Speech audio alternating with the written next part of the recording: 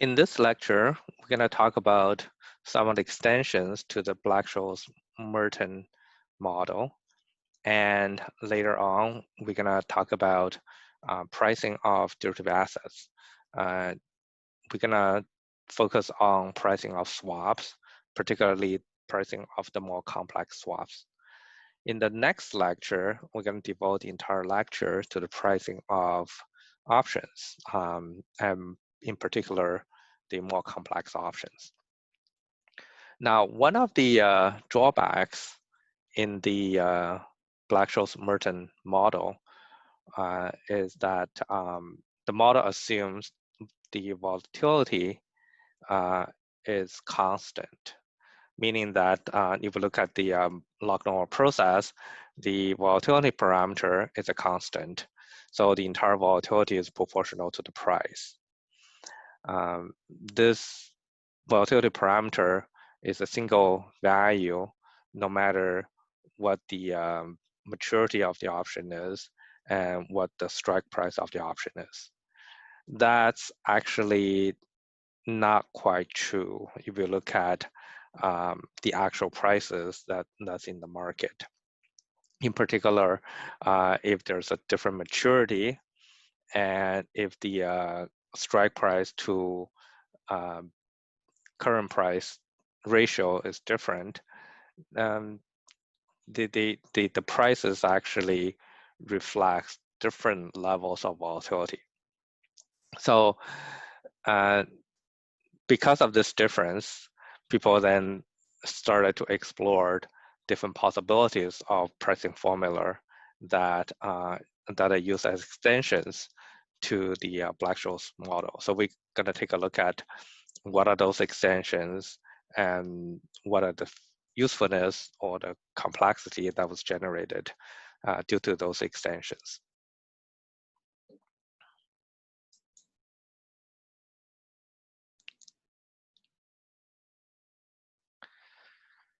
Now, typically, if you're reading about pricing of different asset, you typically will go through a process where if there's a closed form solutions available, you just put in the prices and put in a whole bunch of other parameters, and you get a price out of that closed form formula. You can sort of extend that to the pricing or to apply that approach to pricing of, say, a common option. Say you have a call, so you put in the stock price, the strike price, the volatility parameter, the interest rate, and the time to maturity, and maybe the rate for dividends. Then you come up with a price. But in the trading world, that's actually not the actual practice, because if you just come up with a price, it's very difficult to relate or to get a sense of what that price implies. Instead, what traders do is they trade, that they look at options by looking at the volatilities of the options. So a high volatility implies that the option is relatively expensive, and a low volatility will imply that the option price is actually relatively cheap. So by looking at the volatility itself, it gives them a gauge of, if the price of the option at this point in time is expensive or not. Whereas if we just look at the dollar value, it's very difficult to get a sense. So in practice, when people are trading options, they typically, instead of quoting prices, they actually quote volatility. It's understood that they use the Black-Scholes formula, and they quote a volatility. So that volatility then implies an actual price that needs to be settled.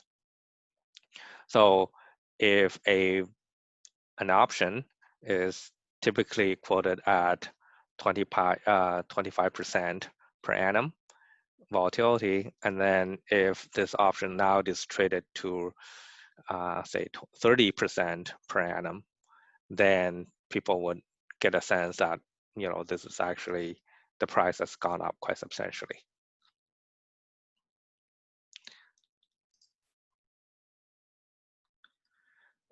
This actual practice, however, creates some sort of a conflict because you are using a model, Black-Scholes-Merton model, which assumes a constant volatility, and then you're actually putting in different volatility. So it's actually a little contradicting, in that perspective.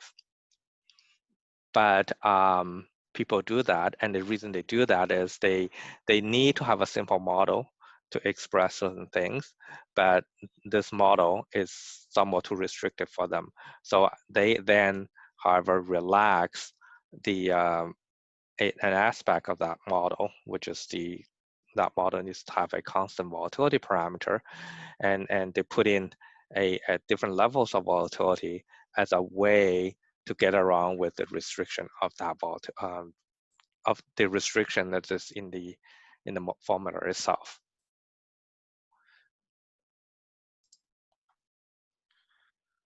So what do we typically see in the market? Well, if you're trading currency options, you will see something like this, which is called a volatility smile. And so essentially, depending on where you are at the level of the strike versus the current price, if you are far out of it, so meaning that Kate is much higher in relation to the current price, you get high vol. Or on the other hand, if Kate is relatively small compared to the current price, you also have a higher implied volatility. Somewhere in the middle, your volatility is relatively small. Now, you actually see something different for equity option.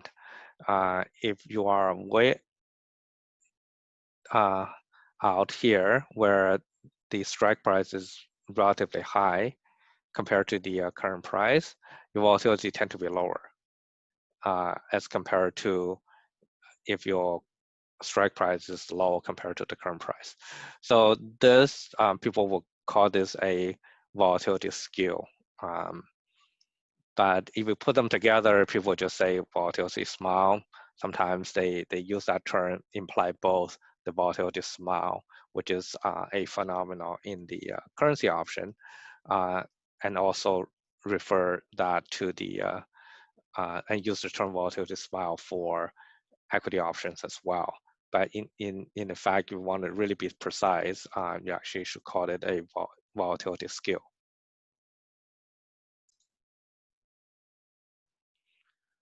So one may ask that what's going on here, right? So what's the what are the restrictions in the model that lead to this so-called volatility smile or volatility skewness? It why the market does not conform to the actual model assumptions in the Black-Scholes-Merton specification. Well, let's see. The reason for that is you can see that in the model, to get the result, you require the log normal assumption, meaning that the stock price is following a log normal process over time.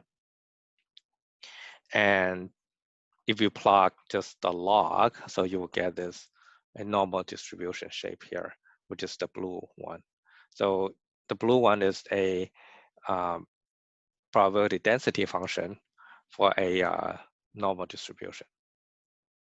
However, in reality, if you look at the currency market, the actual distribution you can observe in the market is related to this pink or purple line here, that where you have relatively higher mass or more mass here in the middle, and also on the tail you have more.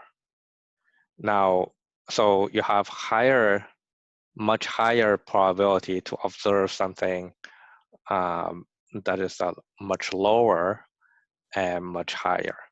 So a large depreciation or a large appreciation will happen a lot more times than what is typically assumed by the model.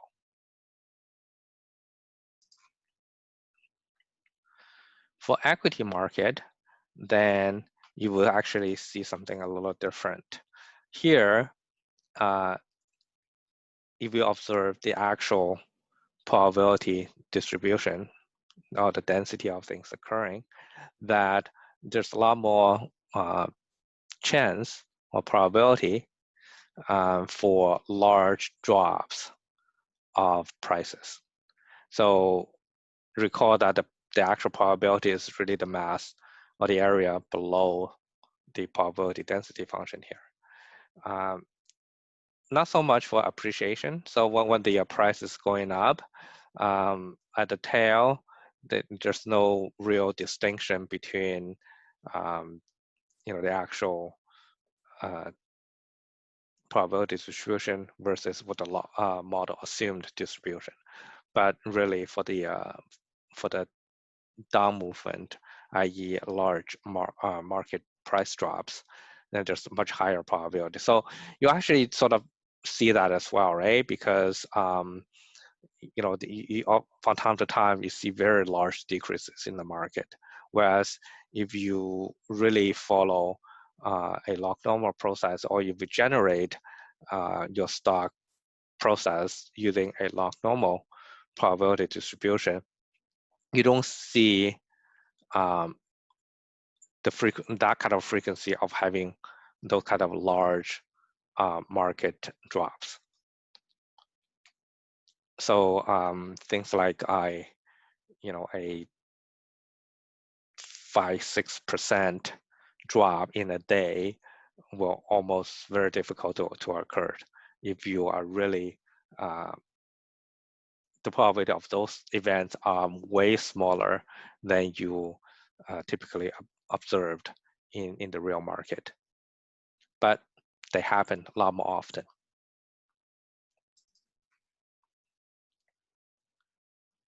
So really, the volatility smile or volatility skewness is really an attempt to try to reflect what the actual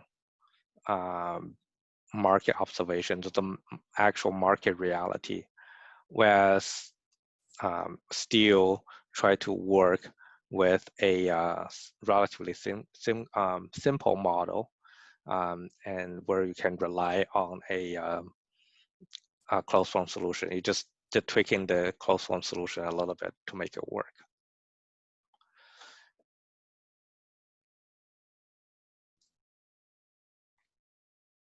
In our earlier lectures, we have talked about that the log normal process being a relatively good process that we can use for to model a stock, the evolution of the stock prices. Yes, it is a fairly good one, but it still have some serious drawbacks. One of the serious drawback is really related to the non-stationarity of the market mechanism. So basically, market, they do evolve, the market do change. The stock market these days is very different from stock markets in the last century. So you compare stock market today with the stock markets in the 30s, in the Great Depression era, they're very different. We have a lot more tech companies these days, and whereas in the 1930s, it's more industrial companies. And so the different composition of the market itself, the different characteristic of the market that makes the underlying mechanism of the stock price movement will change from time to time, and that change will be reflected by a different probability distribution that may be materialized for the stock market. So essentially, you can say that as that the a simple way of looking at that will be the volatilities of the general market is not really constant. It may move a period of large volatilities, or there are periods of relatively small volatilities.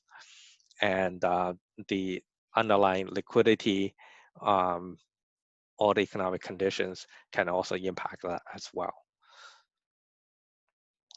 So we have to make certain modifications for our model to work better.